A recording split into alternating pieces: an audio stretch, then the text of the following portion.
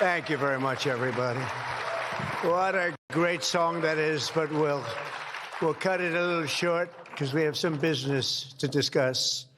What a group of smart ones we have in front of me today. That's about as good as it comes. Up here, the brain power, the greatest power of them all, the brain power.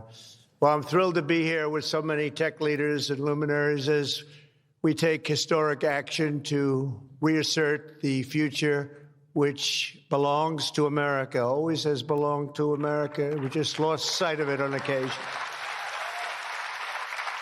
And I just want to start by stating that we've just concluded our big trade deal with Japan and numerous other countries in addition, as you know. But on the Japan deal, because it was literally just signed, letter was just signed, it gives us a sort of signing bonus. So I'll bring it into sports talk, a signing bonus. Like you have signing bonuses too, I understand. Getting a lot of money, 100 million, that's not bad. But that's not as good as the signing bonus we got. We got a $550 billion signing bonus for the country. And we had the tariff at 25%. As you know, we had a tariff at 25%. And these are great people that we negotiated with, but we agreed to reduce it to 15 based on the fact that Japan has agreed for the first time ever to open up its country to trade so that all of our American businesses and business geniuses, including many in this room, can go out and do business openly and freely in Japan, a very rich and prosperous and profitable and wonderful country, frankly. And we will pay a zero tariff as we do business in Japan. So we're paying zero, they're paying 15. We're getting $550 billion. And to be exact, it's 90% of that, but we control the whole lot of it. And it's really been great. And they're very happy, and their stock market went up, and our stock market went up, and that's supposed to be the way it is. Ours went way up, and theirs went up. And we've made numerous other deals like that. But the opening up of a country is very important to us. We have numerous countries that have opened their doors, just made some incredible transactions, but we're going to have a very, very simple tariff for some of the countries. There's so many countries you can't negotiate deals with everyone, so we'll have a straight, simple tariff of anywhere between 15 and 50%.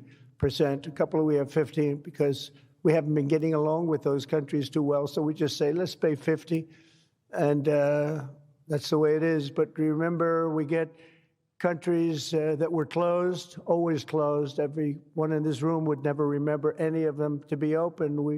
We've offered such a deal to the European Union where we're in serious negotiations. And if they agree to open up the union to American businesses, then we will let them pay a lower tariff. So the tariff is very important, but the opening of a country, I think, can be more important if our businesses do the job that they're supposed to be doing. Such openings are worthy of many points in tariffs, and they're a good thing, not only for, as an example, Japan or Europe, but certainly a great thing for America because it allows our businesses to go out and fairly compete and do really well if they compete properly, like the people that I know. Everyone in this room practically I know has competed very successfully. I haven't seen any, and I know the losers just like I know the winners. I tell you, I don't see any of the losers here. But now if some of the countries that pay 25% or more on autos complain, remember that Japan was willing to pay upfront the $550 billion for that privilege of negotiating with the United States of America. We also made a deal yesterday with the Philippines and Indonesia, which in both cases will be opening up their country. And we're in the process of completing our deal with China. And as you know, the UK, we made a deal. It was a very good deal for everybody. Everybody's happy. It's always nice when everybody can be happy. But mostly we'll be charging straight tariffs to most of the rest of the world because we have over 200 countries. People don't realize that's a lot of deals. Even if you're like me, a deal junkie, that's a lot of deals. That would be too much for anybody. Ooh. How did we do with this country that I never heard of? We got a lot of deals cooking, but America is taking in hundreds of billions of dollars like it never has before. Investments into our country at the highest point ever in history, and we've just really been opened up for business for 3 of the 6 months. The first couple of months, we got ourselves all set, done a great job with our military. As you know, you saw that 2 weeks ago when you saw the way those incredible B-2s flew into Iran and took out an entire nuclear potential deadly force. But I want to thank some of the incredible people that I see before me, including White House AI czar David Sachs. He's been great for organizing this very important summit, and especially for putting it in D.C., where it's a little bit easier. I don't know if it's easy for you, but it's a hell of a lot easier for me. Along with his colleagues at the All In podcast, which is very good. I did that podcast a year and a half ago, and I said, this is something, it was pretty new, pretty raw. Everybody I knew saw that podcast. I said, well, he's got something pretty good. Who is that guy? He's a smart guy, by the way. I think if I ever get in, which at the time people were saying I had a shot, not as good a shot as it turned out. We won in numbers that nobody believes. We won every swing state. We won by millions and millions of votes, winning the popular vote.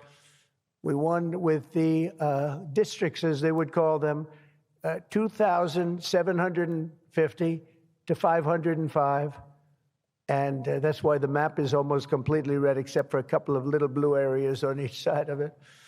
But it was a great experience, frankly, for me. And hopefully it's a great experience and been a great experience for our country, because they're saying we had the greatest 6 months that a president has ever had, the opening 6 months. And I'm not even sure, maybe 6 months. I'm not sure it's the opening, but let's call it the opening 6 months. It sounds a little bit nicer. I want to also say hello and thank to Chamath and his wonderful wife, Nat. Thank you very much for being here. Thank you very much. It was great seeing you again. Great couple.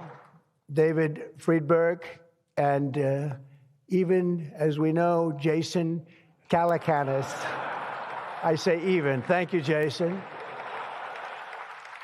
Thank you, Jason. I appreciate that. Yeah, he's a good person. Thanks as well to the Hill and Valley Forum and our future Undersecretary of State, Jacob Hellberg. Good. Stand up, Jason. Good. I met him a year and a half ago, and I was very impressed. I said, let's bring him in. We bring in a lot of smart people. And David's been unbelievable as the job he's doing. Along with Secretaries Doug Burgum, who's been incredible. Doug? Thank you. Thank you, Doug. Great job. He's producing low-cost energy. We're down to $64. I want to get it down a little bit further if we can. I don't know if the oil companies love that or not, but we want to have very inexpensive electricity so that you can power up the plants, because you need more electricity than any human beings ever in the history of the world. When I heard what you really need, I said, you got to be kidding. Double what we produce right now for everything, right? I don't know. You're going to... Jensen, you're going to have to explain that to me someday, why they need so damn much. Couldn't you do with a little bit less? My father always used to say, turn off the lights, son. But you guys are turning up the lights. I want to thank Howard Lutnick for doing a terrific job. He was involved in the big deal that we just completed with Japan. Howard, wherever you are, Howard. Where is Howard? Hi, Howard. Great job you did. Appreciate it. Really, that was an interesting negotiation, wasn't it? These are tough people. These are good negotiators, I will tell you, Japan. But they love their country, and they do what's right for their country. I want to thank Chris Wright, if Chris is around. Chris is here because he's helping with the tremendous energy success that we're having. We're having tremendous energy success. We're the biggest. We have more energy than anybody else in the world. Nobody knew that until I came along, but we have more energy than anybody else in the world. We're making incredible deals on energy, including deals in Alaska. Well, we that's the mother lode. That's the big one. And we're making deals with various Asian countries that need it. And it's actually hard to believe, you don't think of it, but Asia is very close to Alaska, relatively speaking. It's not the closest, but it is pretty much the closest when it comes to oil and gas and energy. And we're making some incredible deals. And I want to thank Chris. Chris is fantastic, works in partnership really with this gentleman who's the head of you've got the land and he's got the energy, right? But they formed a great partnership, Doug. So that's one of the greatest partnerships I've seen in a long time. They work hand in hand and they have done a great job. Administrators, Kelly Loeffler, I think, is here. Kelly, thank you very much. Hi, Kelly. Thank Kelly. And probably the most important man in the room, and I say it in all sincerity, more important than Doug and Chris and all that energy they're producing. He's a man that produces fast permits on the environmental impact statements. He gets them done. I said, Lee, you have 1 week for nuclear, and you have a couple of days for oil and gas, okay, for the approvals. And we kid, but he really is. He's knocking them out fast. He's knocked out a lot. A lot of you guys have started your plants already, and you've already had your approvals. So where's Lee Zeldin? Is he here? He is so great. This guy, he is so great. That's why he has a slightly better seat than I gave to Doug, you see? Nah, he's doing a fantastic job in a lot of ways, but he's doing a great job, and he's getting fast permits and safe and good and everything else, but he's moving them along rapidly, already given some. And, one of the most exciting things we'll talk about in a second is the fact that you're going to build your own electric producing plants when you build whatever you're building. And it's different things, including automobile factories, which are going up all over the place. You'll see them starting soon. They're moving into our country because of the tariffs, because they don't want to pay the tariffs. They're moving into our country at a record speed. But the ability to build your own electric plant, not having to rely on a 100-year-plus old grid. And then if you have electric capacity extra, you're going to sell it into the grid, make some money, but you'll sell it right back into the grid. Director of the Office of Science and Technology Policy, Michael Kratsios. Michael, thank you very much. Thank you, Michael.